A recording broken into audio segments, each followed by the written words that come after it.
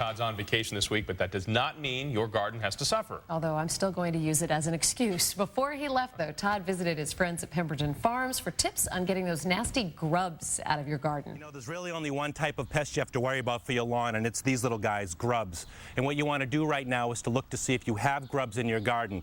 A couple ways to tell if you have them. One is if you see these small holes, that means skunks are probably digging for grubs.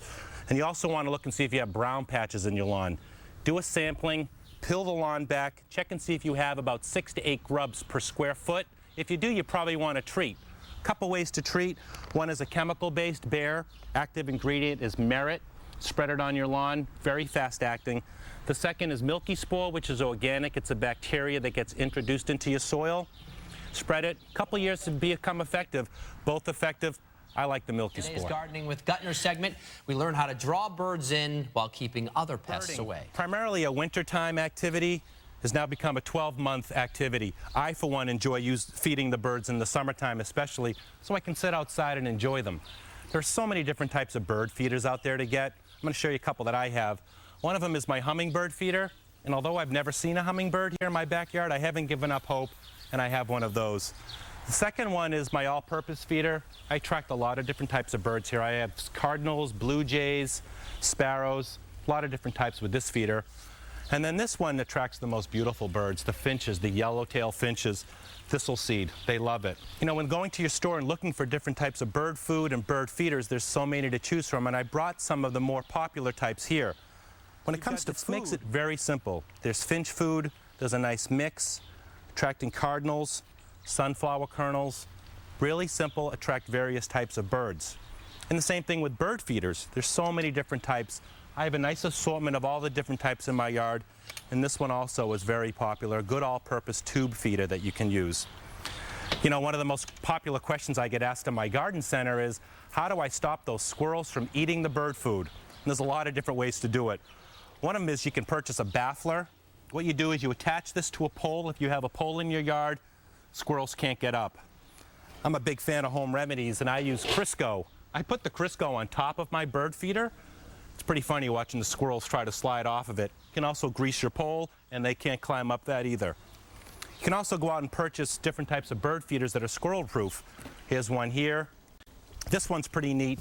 When the squirrels climb onto these little hooks, the weight of it knocks them off. When in doubt, I say feed the squirrels. On the other side of my yard, I have a little pole and I put a little acorn on it. Squirrels are happy over there and they leave my bird food alone. The warm weather means it's tomato growing season, and who better to turn to than our personal tomato expert? It's this week's Gardening with Guttner. From Pemberton Farms in Cambridge, Mark Saidnawey. Hey, Todd. Good to see you as always. You too. So what can we get in the ground at this point? Well, the last time we did this in the middle of April, we said cold vegetables only and no tomatoes and peppers. Now I say go for everything. The weather looks great. Let's just go for it. Let's do it. We've got this right now is this topsy-turvy thing, the upside-down tomato planter.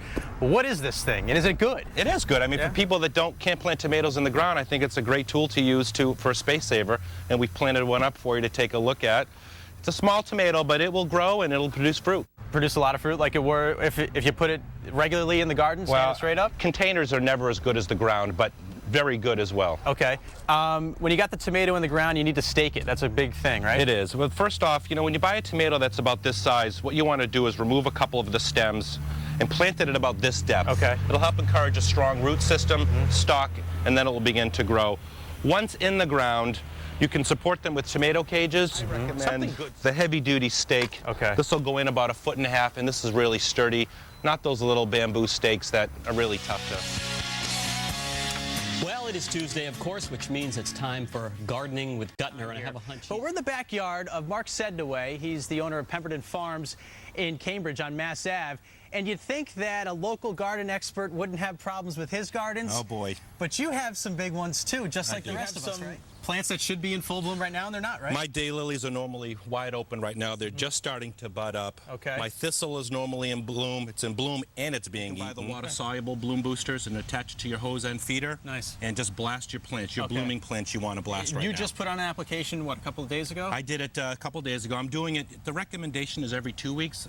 Since it stopped raining, I've been doing it every week. Every week? Yeah. And you should start to see these gardens catch up. Yeah, I mean, definitely my impatiens have perked up. Yeah. This zinnia has started to perk up in Okay. And they're getting ready. They're getting This there. is how we start talking about ways to change the garden to make it seem cooler, and water is one of those ways. Absolutely. I mean, we've been to a lot of places, done a lot of things with gardening with Guttner. Mark Saidnawey from Pemberton Farms helps us out.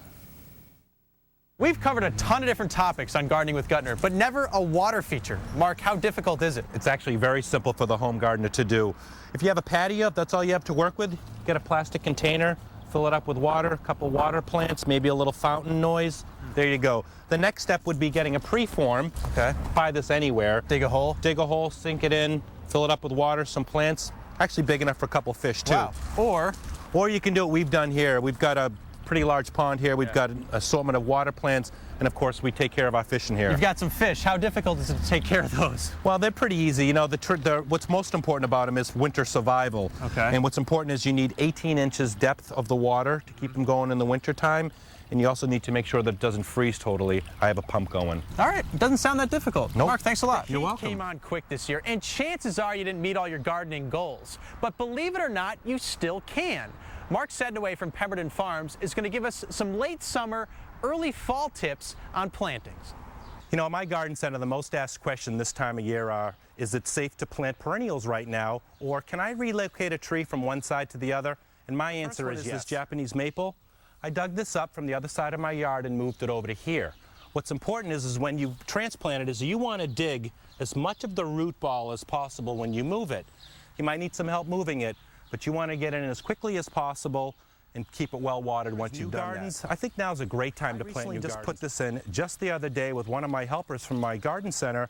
We did this garden bed in 5 hours. I selected plants that were summer and fall blooming plants. Some of them here is Moonbeam coreopsis, great summer blooming plant. This is an aster, which will bloom August and September. I've got daisies. This is a beautiful Japanese anemone, which is going to give me beautiful white flowers come September. Coral bells. An ornamental grass will fill in time and come up to this area.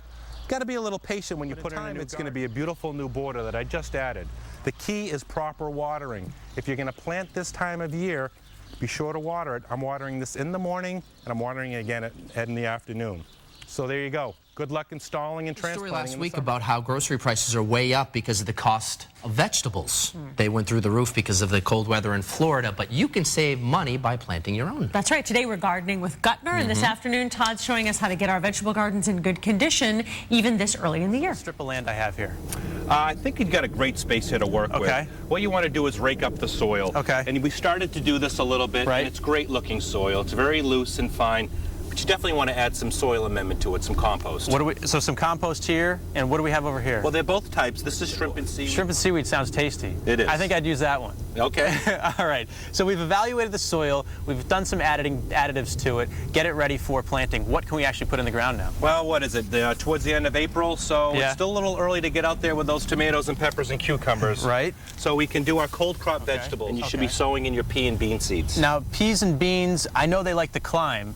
I just noticed I've got some chicken wire back. I mean, is this stuff, would that be good enough for that? You're going to need something a little taller than that. Maybe you can get some tomato stakes and build a little teepee. Trellis. All right. And speaking of tomato stakes, and you touched on it just a second ago, it's been so warm lately. It has. I'm a huge tomato fan. I love working with tomatoes, planting tomatoes. Can I get them in yet? No. Okay. No, you simple answer, no. No, I mean, we get people asking all the time. Sure. May 15th, the traditional way is Memorial Day weekend, the end of May.